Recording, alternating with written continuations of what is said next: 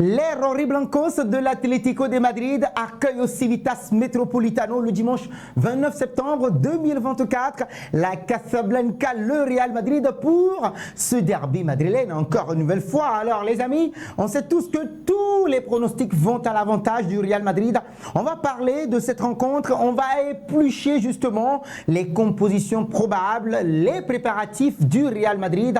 Et bien oui, bien avant tout ceci, vous pouvez d'entrée de jeu nous laisser vos commentaires par rapport à vos pronostics sur ce choc, ce derby de la ville de Madrid qui arrive à grands pas. Alors les amis, avant cela aussi, n'hésitez surtout pas de vous abonner sur cette chaîne, d'activer la cloche de notification pour ne rater aucune actualité footballistique concernant le Real Madrid et la Casablanca. Et aussi les amis, n'hésitez surtout pas de partager, de commenter et de liker, c'est pour le référencement. Mais avant de parler de tout ceci, on va parler de racisme.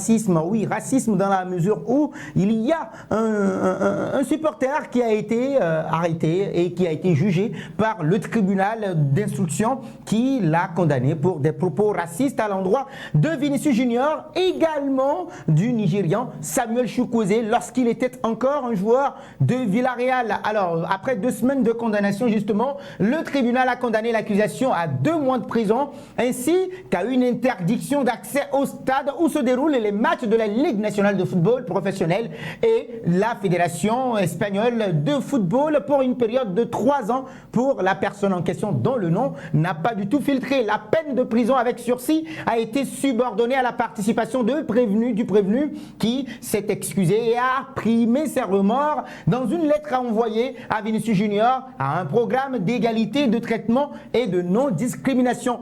Et le communiqué justement du Real Madrid par rapport à cette condamnation continue par dire qu'il s'agit de la 3e condamnation pénale au cours des derniers mois pour des insultes racistes reçues par des joueurs du Real Madrid. Ainsi donc, d'un autre côté, le mineur, il y a un mineur également qui a insulté Aurélien Tchouaméni dans le motif de sa course au stade Sommois, tout simplement lors du match entre Mallorca et le Real Madrid le 13 avril dernier, rappelez-vous. Et donc l'excuse et les regrets de comportement s'expriment du côté du Mimo, qui a accepté d'ailleurs de réaliser des activités socio-éducatives qui lui ont été proposées par le ministère public dans la juridiction des mineurs. Et donc il ne sera pas autorisé à pénétrer dans les stades où se déroulent les compétitions officielles pendant 1 an et devra s'acquitter des sanctions financières qui lui ont été imposées pour son comportement par la Commission nationale contre la violence et justement le racisme, la xénophobie et l'intolérance dans le sport. Le Real Madrid continue toujours par apporter son soutien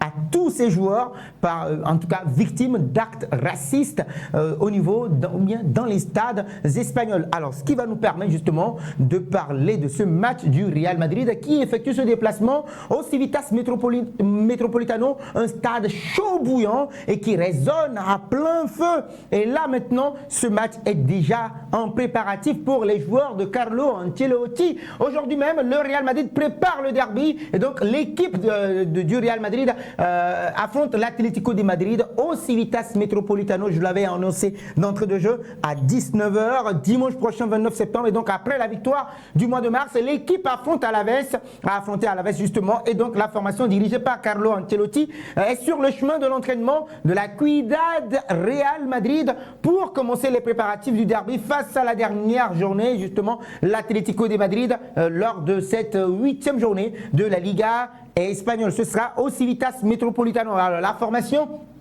a commencé par un travail spécifique au gymnase, après quoi les joueurs s'exercent sur le terrain ou bien les exercices de possession, le contrôle de tri du ballon et de pressing sont effectués. Enfin, l'équipe a joué des matchs sur un terrain aux dimensions réduites. Camavinga a été de la partie à l'entraînement justement avec le groupe, aux côtés de Brahim Diaz également qui est sur le chemin du retour, à David Alaba, Dani Ceballos et Kylian Mbappé sur la pelouse de récupération pour pouvoir disputer le Classico qui arrive le 28 octobre prochain, qui a été programmé donc avec une vidéo justement que vous pourrez retrouver sur l'application Real Madrid où les joueurs se sont entraînés. Luka Modric, Federico Valverde, Arda Güler, Eder Militão, Brahim Diaz également qui est annoncé blessé et qui est sur le chemin du retour. C'est déjà une bonne nouvelle pour lui. Rodrigo Goes était également là. Vallejo qui a été décrié lors du week-end dernier lors de cette victoire 3-2 au Santiago Bernabéu. Alors les amis, d'entrée de jeu, comment le sentez-vous ce match-là, ce derby? Vous me le dites en commentaire. Moi, je vous présente d'entrée de jeu les compositions des dernières rencontres des deux formations. On va commencer par l'Atlético de Madrid qui a présenté Jan Oblak comme à son habitude depuis pas mal de temps déjà, et ce système de Diego El Cholo Simeone qui est un tout petit peu hermétique. Alors nous avons Nahuel Molina, le champion du monde 2022 avec l'Argentine, César Azpilicueta, on a Axel Witsel, Renildo le Mozambicain et puis Samuel Lino.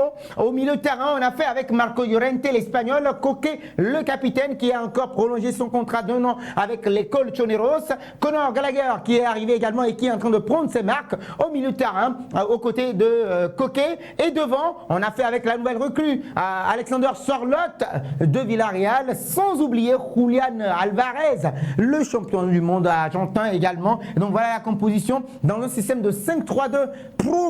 Probablement ce sera le même système animé par El Cholo Diego Simeone face au Real Madrid. Et donc pour parler de confrontation entre les deux équipes, on retiendra que le Real Madrid a eu 117 victoires pour 61 matchs nuls face à l'Atlético de Madrid. Et donc c'est beaucoup d'ailleurs pour les hommes de Carlo Ancelotti. Dernier résultat des deux formations, l'Atlético de Madrid sort de match nul le 22 septembre 2023, l'année dernière justement, face au Rayo Vallecano, un but partout. On a parlé également des 2-1 face au RB Leipzig en Ligue des Champions le 19 septembre. Rappelez-vous, 2024, j'allais dire, l'Atlético de Madrid l'a emporté avec ce but à la dernière minute d'un certain José María Jiménez, et qui a permis justement à El Cholo de jubiler. Et si nous allons du côté du Real Madrid, la dernière composition, bien le 11 rentrant du Real Madrid va un tout petit peu être modifié avec l'absence de Kylian Mbappé qui est annoncé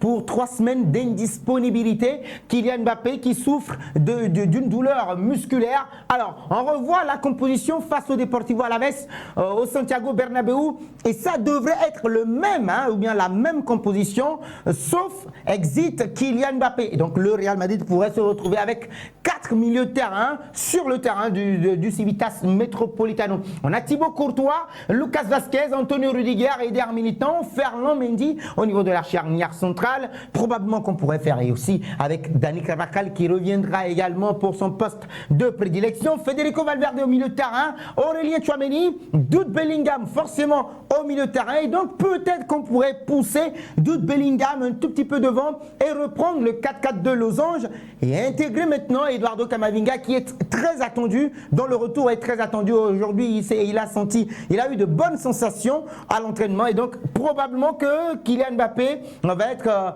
mis au repos. Certainement il est indisponible, et donc devant Jude Bellingham va être un tout petit peu poussé vers l'avant, et on réintègre Eduardo Camavinga dans ce système-là, ce qui voudrait dire qu'on aura 4 milieux de terrain, Federico Valverde, Aurélien Tchouaméni, Jude Bellingham et puis Eduardo Camavinga. Mais maintenant, on va donner beaucoup plus de liberté à Jude Bellingham qui n'attaque pas trop la surface de réparation, ce que reproche un tout petit peu Carlo Ancelotti à l'international anglais. Je ne sais pas si vous avez cette sensation-là, comparativement à la saison dernière. Jude Bellingham joue beaucoup plus maintenant au milieu de terrain et n'attaque plus trop la surface de réparation. Quelle est votre sensation par rapport à cet état de fait? Vous me le dites en commentaire. Et donc 4 milieux de terrain, comme je l'avais annoncé. Kylian Mbappé exit, Rodrigo Goes et Vinicius Junior seront bien présents dans ce système de 4-4-2 losange de Carlo Ancelotti. Je rappelle que c'est une composition probable. Et donc dites-moi quel joueur voyez-vous